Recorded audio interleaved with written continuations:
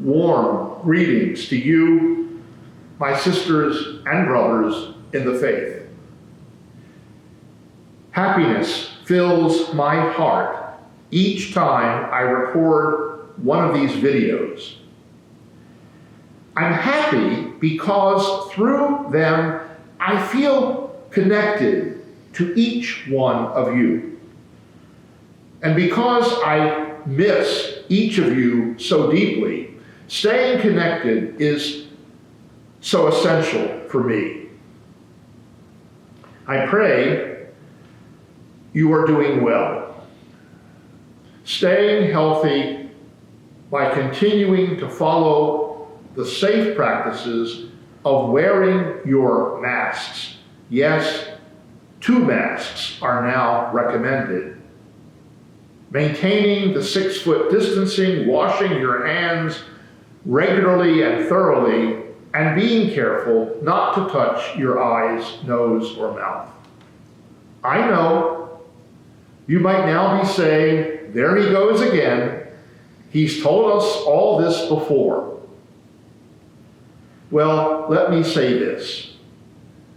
Just as in 2020 we entered the darkness of this pandemic, I believe this year, 2021, will be coming out of it. We can see light at the end of the tunnel. In the meantime, let's work, yes, work at being patient and not give up at this stage with hope on the horizon in doing all we can to stay healthy. I love you so much, and so I care about you deeply. That's why I harp. I continue to be greatly inspired and gratified by the many of you who are doing so very much to support this faith community during these challenging times.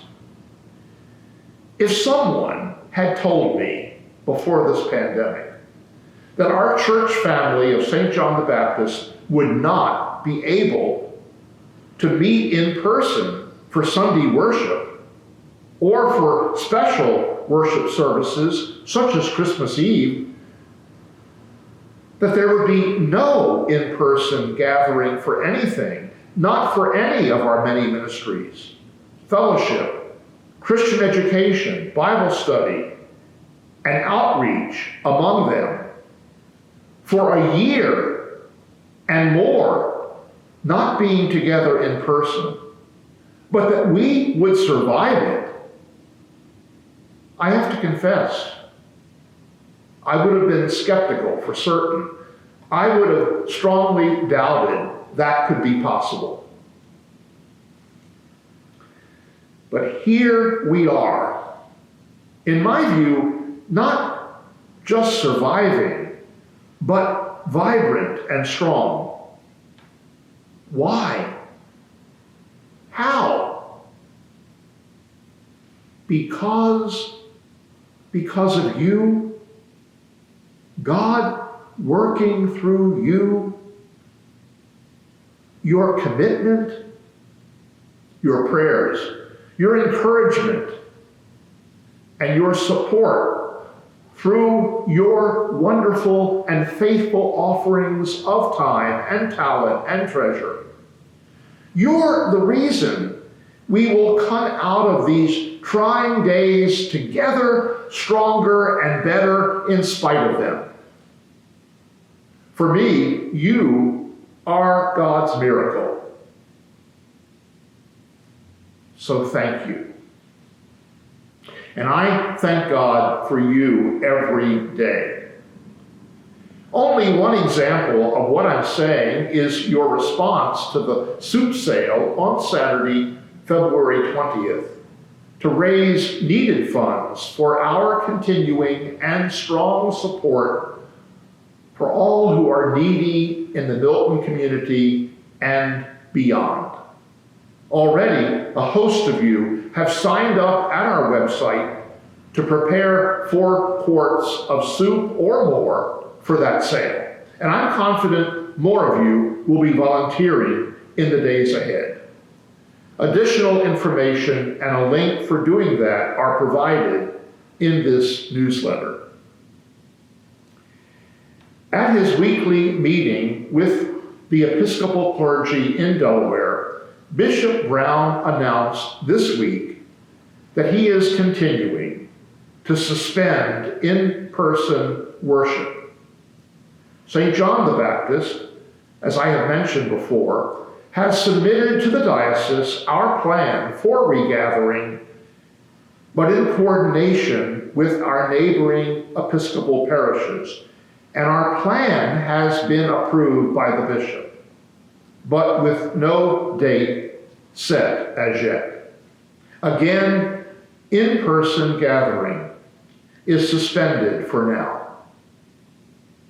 Finally, this past Wednesday, Bishop Curry, our presiding bishop, and the presiding bishop of the Evangelical Lutheran Church in America, Bishop Eaton, were part of a most important and informative forum entitled Democracy and Faith Under Siege, Responding to Christian Nationalism.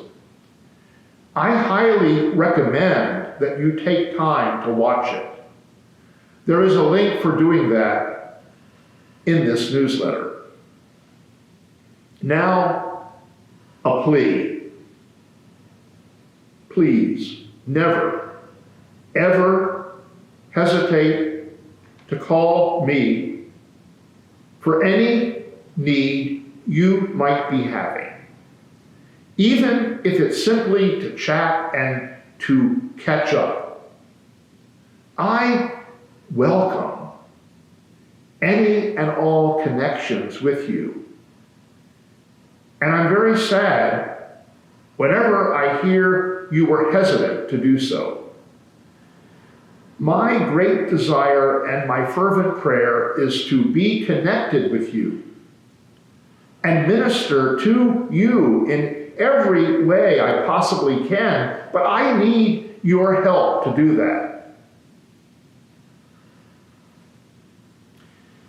God bless you. And thanks be to God that you are a blessing. Amen.